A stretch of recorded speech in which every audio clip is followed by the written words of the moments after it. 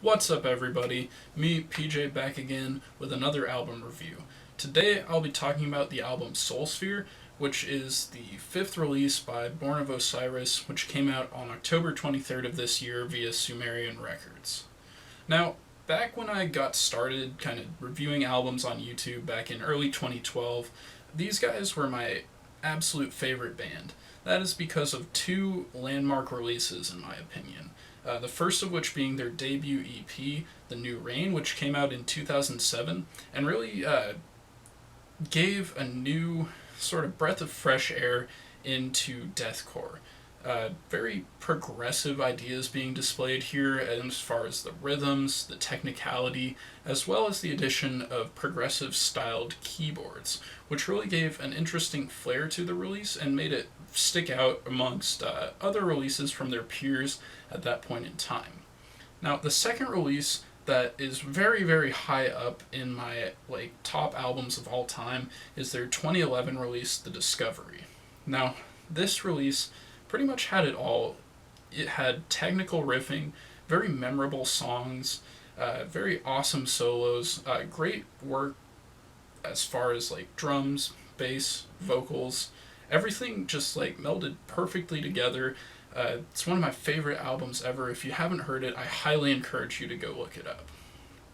Now, after the release of The Discovery, actually less than a year after, the one of their guitar players, Jason Richardson, who only actually played on The Discovery, left the band, and this caused a lot of speculation amongst fans that maybe they might revert to the sound they had on A Higher Place, which is the last album that five-person lineup recorded as a five-person lineup, which, if we're being honest here, isn't that great of an album in a lot of people's opinion, mine included. Now, what we got was 2013's Tomorrow We Die Alive. This album, while it was not as just boring and, in my opinion, lackluster as A Higher Place was, there wasn't too much that stood out about it save a few choice tracks, and overall it was a pretty disappointing release from this band. And a lot of people shared the same opinion as I do on this, and I just wasn't really looking forward to the follow up that much to it, but there was still some anticipation kind of deep down inside me. Now, prior to the release of Sphere, we got a few lead up sort of singles, I guess. The first of which being Throw Me in the Jungle. Now, this was an interesting choice to lead off with. It's very different from what Born of Osiris regularly does, but it sounded very generic as far as metalcore has been sounding lately. Very synth and electronica influence. A lot of it was very chuggy, even though a bit of the rhythm was a bit more progressive than what you might hear on a standard metalcore release. It just wasn't that appealing to a lot of older fans, but it did have a bit of a pop metalcore appeal, and after a few listens, and by a few I mean quite a bit, this song grew on me. I kind of like it now, but it's not one of my favorite songs by this band in any way. Now, in contrast to Throw Me in the Jungle, we also got several songs that kind of reminded a lot of people more of The Discovery. One of the biggest standouts, to me at least, was the song Free Fall, which sounded like it could have been a B-side or an unused song written at the same time as The Discovery, which really got me excited for this album. Now, once I actually listened to this album, and I've listened to it many, many times, something occurred to me was that these songs all really fit pretty well into one of two categories. The first of which being synth-driven songs. Now, what I mean by that is that when you listen to these songs in particular, the standout instrument you're going to hear the majority of, and is the most interesting in my opinion, is the synth. Now, songs that fit into this category would be The Opener, The Other Half of Me, Throw Me in the Jungle, and The Louder the Sound, the More We All Believe. Now, the keys on this album they're very well done. In these songs, they're very prominent, bit of electronica flair to them, but overall they're well played, and I feel like they really add to this album rather than take away from it. And in general, the keys can be used anywhere from more symphonic and sort of wall of sound type thing on songs like Illuminate to sort of a progressive flourish on a lot of the more guitar driven songs. Now, the second category a lot of songs fall into are more guitar driven songs. Songs like Free Fall, The Sleeping and the Dead, Resilience, and Goddess of the Dawn all fit pretty well into this category.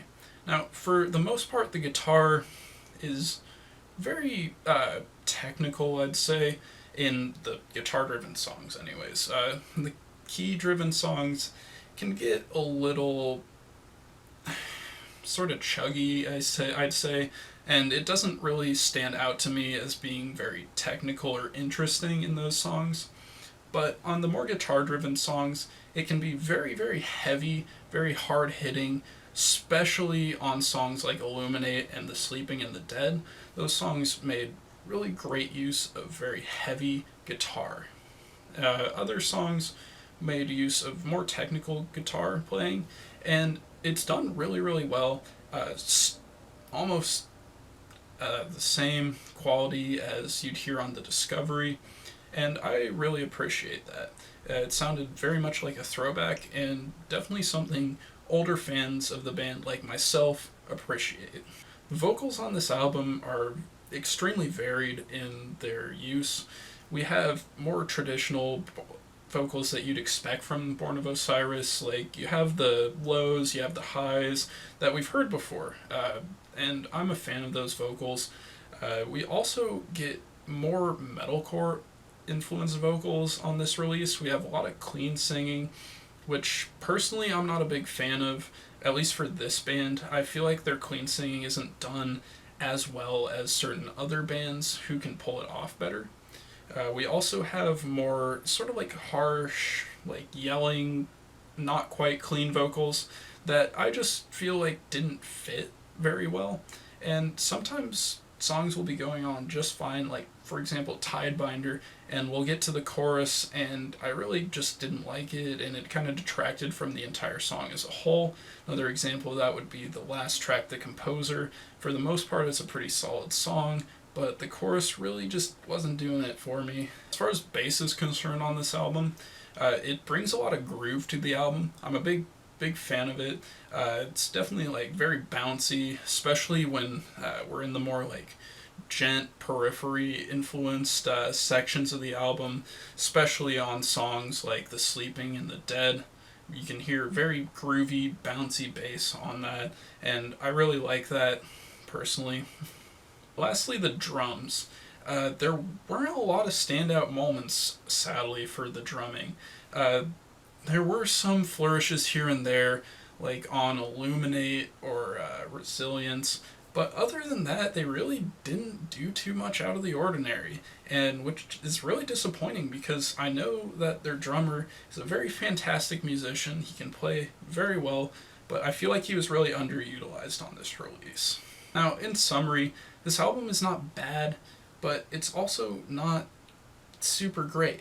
There's a lot of songs that had moments that really appealed to me, but overall, besides songs like Free Fall, Resilience, The Sleeping and the Dead, and like Throw Me in the Jungle, there weren't a ton of real standout tracks that I'll probably replay in the future. But overall, it's not a bad album. I definitely think it's a step in the right direction from Tomorrow We Die Alive, but overall, I'm not really feeling anything higher than probably like a 7 out of 10 on this.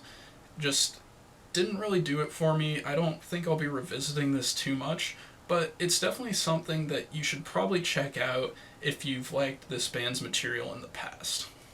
Now, if you've heard this album, tell me what you thought of it.